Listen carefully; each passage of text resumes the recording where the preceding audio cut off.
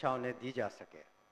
और महोदय, यही कारण है कि हमारे बजट का एक बहुत बड़ा हिस्सा 18% से ज़्यादा, करीब 52,639 करोड़ 3 लाख रुपए शिक्षा विभाग के लिए रखे गए हैं।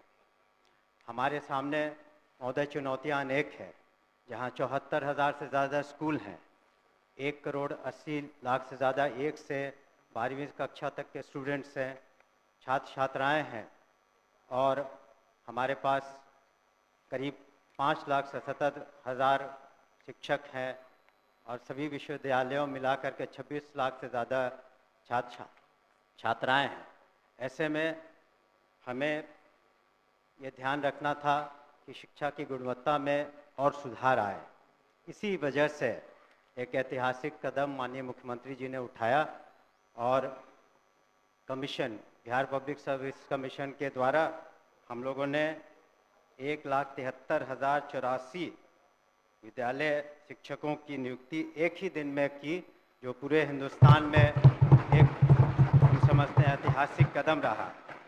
इसके अतिरिक्त आने वाले दिनों में 1,60,083 और नियुक्तियां होंगी, और उसमें जैसा कि एक सदस्य कह रहे थे, कंप्यूटर शिक्षकों की भी संख्या 26,000 होगी। इसके अतिरिक्त स्थानीय निकायों से जो शिक्षक थे उन्हें राज्यकर्मी का दर्जा देने के उद्देश्य से हम लोगों ने सक्षमता परीक्षा रखी, और प्रथम सक्षमता परीक्षा में 1,87,000 स्थानीय निकाय द्वारा ये लोग उत्तीर्ण हुए।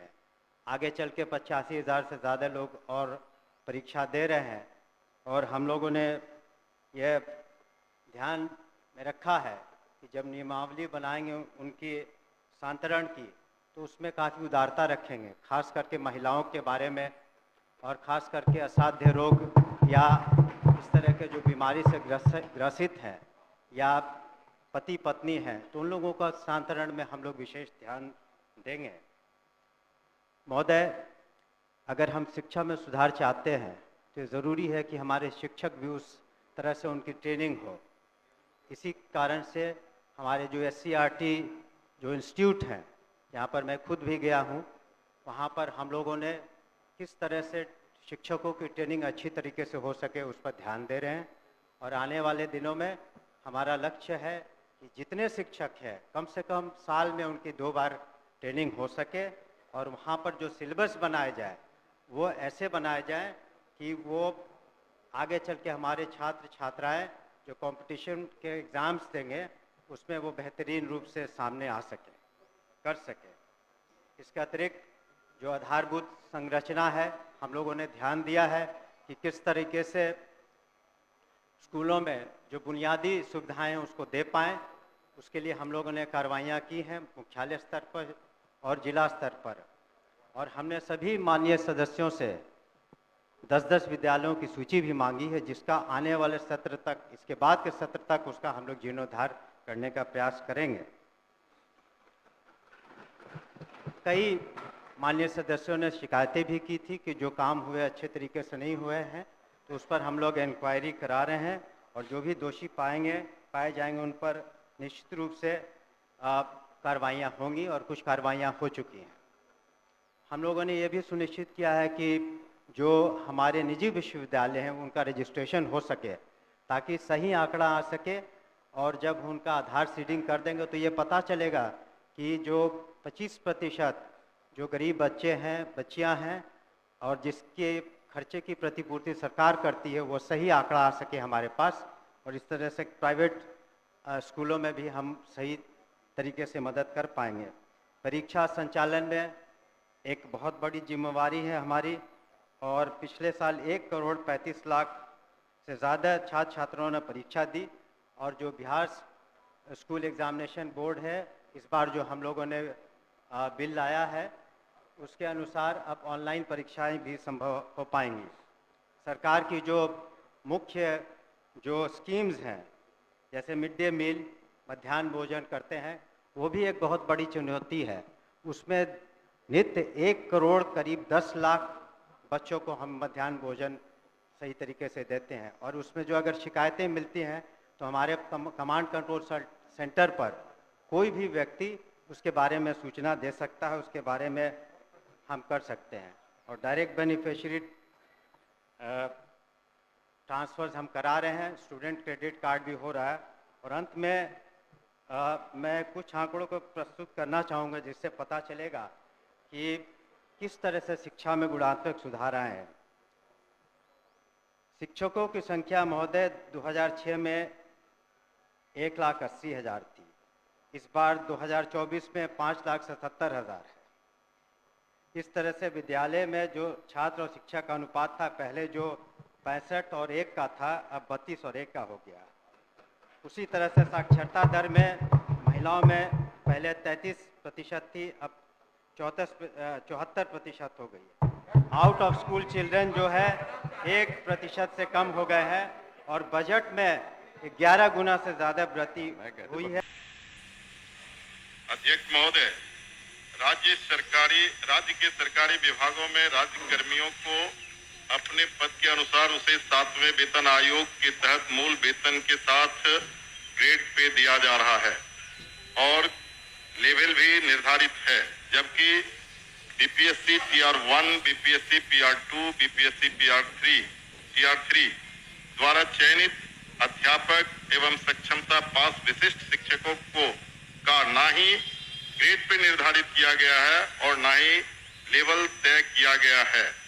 सिर्फ नियोजन के तहत वर्ग 1 से 5 के अध्यापकों को एवं विशिष्ट शिक्षकों को 25,000, वर्ग 6 से 8 के अध्यापक को 28,000, वर्ग 9 से 10 के अध्यापक एवं विशिष्ट शिक्षकों को 31,000, वर्ग 11 से 12 के अध्यापक एवं विशिष्ट शिक्षकों को 32,000 रुपया मूल वेतन दिया जा रहा है, जो 7वें वेतन आयोग से बिल्कुल अलग है, जिसके कारण भविष्य में अध्यापक एवं विशिष्ट अध्यापकों को 8वें वेतन आयोग के लाभ से वंचित रहना पड़ सकता है, जबकि उक्त शिक्षकों को भी राज्य कर्मी का दर्जा प्राप्त है। अतः उक्त शिक्षकों के हित में पद के अनुसार शिक्षकों को ग्रेड पे तथा लेवल निर्धारित करने हेतु हम सदन के माध्यम से सरकार का ध्यान आकृष्ट कराते हैं। माननीय मंत्री शिक्षा विभाग। अध्यक्ष महोदय, वस्तुस्थिति यह है कि पंचायती राज संस्थाओं एवं नगर निकाय संस्थाओं द्वारा नियुक्त शिक्षकों को समान कार्य के बदले समान वेतन देने से संबंधित माननीय सर्वोच्च न्यायालय में दायर SLP संख्या 20/2018 बिहार सरकार एवं अन्य बनाम बिहार माध्यमिक शिक्षक संघर्ष समिति एवं अन्य के साथ दिनांक 10/5/2019 को पारित आदेश, जिसमें माननीय उच्च न्यायालय के द्वारा समान कार्य के बदले समान वेतन देने हेतु पारित आदेश को निरस्त कर दिया गया है। राज्य सरकार पंचायती राज संस्थाओं एवं नगर निकाय संस्थाओं द्वारा नियुक्त शिक्षकों को बेहतर वेतन एवं सेवा शर्त हेतुकृत संकल्पित रही है। राज्य सरकार ने सहानुभूति पूर्वक इन शिक्षकों को 1/9/2020 से EPF योजना, जिसमें राज्य सरकार के द्वारा लगभग 5% अंशदान दिया गया है, से आच्छादित करते हुए दिनांक 1/4/2021 से 15% का वेतन वृद्धि किया गया। पुनः राज्य सरकार द्वारा स्थानीय निकाय शिक्षकों को बेहतर सेवा शर्त एवं वेतन प्राप्त हो के परिप्रेक्ष्य में बिहार विद्यालय विशिष्ट शिक्षा नियमावली 2023 अधिसूचित किया गया। नए शिक्षकों के नियुक्ति हेतु बिहार राज्य विद्यालय अध्यापक नियुक्ति स्थानांतरण अनुशासनिक कार्रवाई एवं सेवा शर्त नियमावली 2023 अधिसूचित किया गया। सरकार द्वारा इन दोनों नियमावली से नया पद सृजित किया गया। यह पद 7वें वेतन आयोग लागू होने के बाद सृजित किए गए हैं, इसलिए यह पद 7वें वेतन आयोग द्वारा निर्धारित पदों में सम्मिलित नहीं है। सरकार द्वारा सरकार के अन्य बहुत सारे पद सृजित किए जाते हैं जो 7वें वेतन आयोग में सम्मिलित नहीं होते हैं। इन दोनों नियमावली के तहत वर्ग 1 से 5 के शिक्षकों को 25,000, वर्ग 6 से 8 के शिक्षकों को 28,000, वर्ग 9 से 10 के शिक्षकों को 31,000 एवं वर्ग 11 से 12 के शिक्षकों को 25,000 प्रारंभिक वेतन निर्धारित करते हुए पे मैट्रिक्स का निर्धारण किया गया। उक्त नियमावली के तहत शिक्षकों को बेहतर प्रोन्नति का लाभ दिया गया। अगले संभावित जो वेतन आयोग 8वां वेतन आयोग में ये शिक्षा विभाग द्वारा इन विद्यालय अध्यापकों एवं विशिष्ट शिक्षकों के वेतन मान को उचित स्तर पर निर्धारित करने हेतु वित्त विभाग को अनुशंसित किया जाएगा। महोदय, मैं पूरे वक्तव्य को मैं सुना। सरकार बीपीएससी का एग्जामिनेशन लेकर के सरकार ने घोषणा किया कि वो राज्यकर्मी होंगे। दूसरी बात की सरकार ने ही घोषणा किया कि सक्षमता परीक्षा पास जो कर जाएंगे शिक्षक वो राज्यकर्मी होंगे। तो जब राज्यकर्मी होंगे तब फिर क्या औचित्य है कि आप उसको 7वें वेतन के लाभ से अलग रखेंगे, उस श्रेणी में नहीं रखेंगे? क्यों उसको राज्यकर्मी का दर्जा देते हुए और राज्यकर्मी की घोषणा करते हुए उस लाभ से सरकार क्यों वंचित रखना चाहती है, ये मैं जानना चाहता हूं। माननीय मंत्री। अध्यक्ष महोदय, इसमें जो विचार विमर्श किया गया वित्त विभाग से, ऐसी बात नहीं है कि सहानुभूति तो पूरी रखी गई। एक और आंकड़ा मैं पढ़ना चाहूंगा सदन के सामने। वर्ष 2003 में जो नियुक्त प्रशिक्षित शिक्षा मित्र थे, प्रारंभ में उनका नियत वेतन प्रति माह था 1500, जो वर्तमान सकल वेतन प्रति माह हो गया 31,340। वर्ष 2006 में नियुक्त पंचायत प्रखंड नगर शिक्षक थे 5000, उनका वर्तमान सकल वेतन प्रति माह हो गया 29,410। वर्ष 2010 में नियुक्त पंचायत प्रखंड नगर शिक्षक 7000 था वेतनमान, तो उनका हो गया आज के दिन में 29,410। वर्ष 2013 में नियुक्त पंचायत प्रखंड नगर शिक्षक 10,000 थे, उनका आज के दिन में 29,410 सकल वेतन प्रति माह हुआ।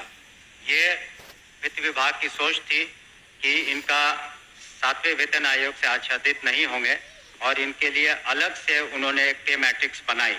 लेकिन साथ ही हमने ये भी कहा कि भविष्य में जब 8th पे कमीशन लागू होगा तो उसमें फिटमेंट कमेटी बैठती है और फिटमेंट कमेटी जिस श्रेणी में ये फिट करेंगे उसमें उनको आच्छादित करेंगे।